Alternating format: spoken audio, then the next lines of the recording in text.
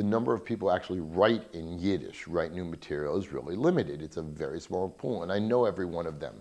Or no, that's an exaggeration. I know many of them. I don't know everyone. There's many more, thank God.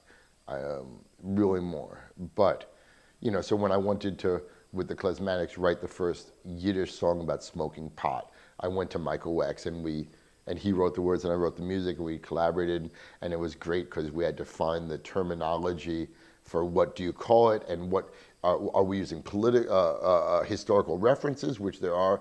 Hankus got me a book as a birthday gift, I think for my 50th birthday, from the book center, a copy of the book Hashish. Oh, I should be Hashish because it's right to left, you know. So it, certainly this was in the lexicon, but he had to make lots of words. So my point is, when we need to write something new, we go to these experts.